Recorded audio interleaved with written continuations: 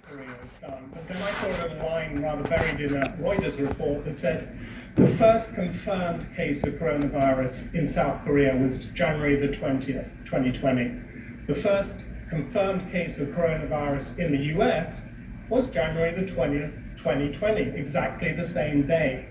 Now, where did the two countries go? Immediately, South Korea found their first case. They assembled a war summit, essentially, of both government and private companies. And within about 10 days, they had a mass testing surveillance system underway.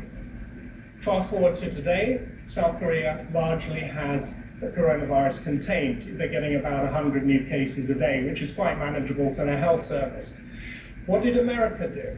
America, well, it kind of baffles me to this moment to know what America did, because it seemed to do nothing.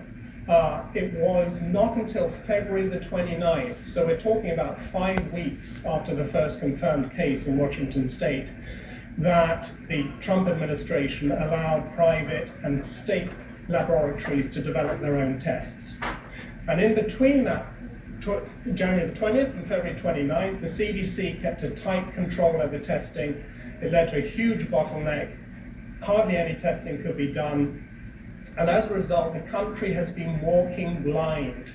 Doctors, governors, health policymakers, the federal government, Trump himself, none of them know where coronavirus is, in what numbers, and how to deal with it, because they don't have the scientific knowledge that would allow them to get in front of the virus. So, 5 weeks for a virus that every 3 days doubles in size, it's exponential, which is why it's such a dangerous virus.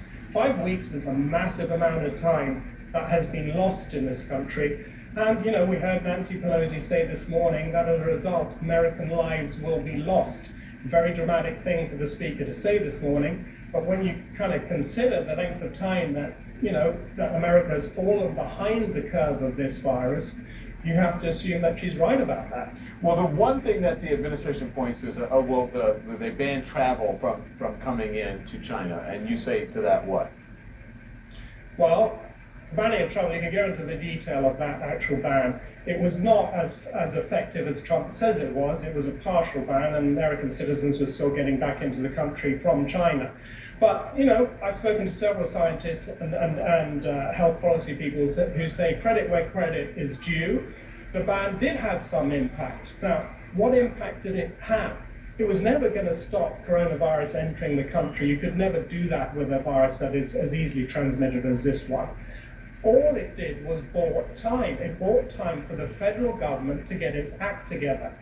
It gave the federal government time to get the testing underway. It got the federal government time to supply more ventilators. It gave the federal government time to buy and manufacture millions more masks to protect the frontline health workers. Again, and what did the federal government do with that time? Well, jump forward to today, 6 weeks. What are we talking about all day long? We're talking about the absence of testing. We're talking about there are not enough ventilators. People are going to die within days unless more ventilators are required.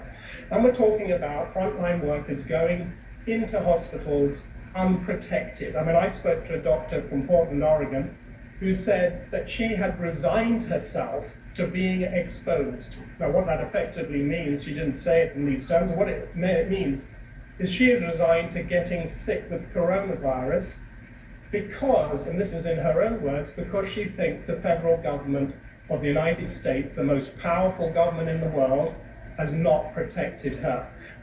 And, my jaw dropped when I heard her say that, because it's such a terrible indictment of a country that proudly and, up to now correctly prides itself in being a country that looks after its own people, and a country that uses science to protect its own people. Now, we've seen, I think part of the story that's missing 4 to 6 weeks is the Trump administration has been on an anti-science drive, and I don't think the president listened to his own scientific advice, and I think that's a huge piece of the problem here. Yeah.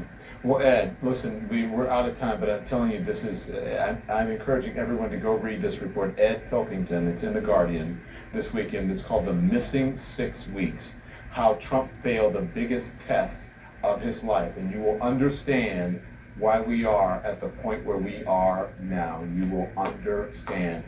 Thank you for writing it, and thank you for appearing on this program. Be well. Tom, thanks so much. Thank you. People across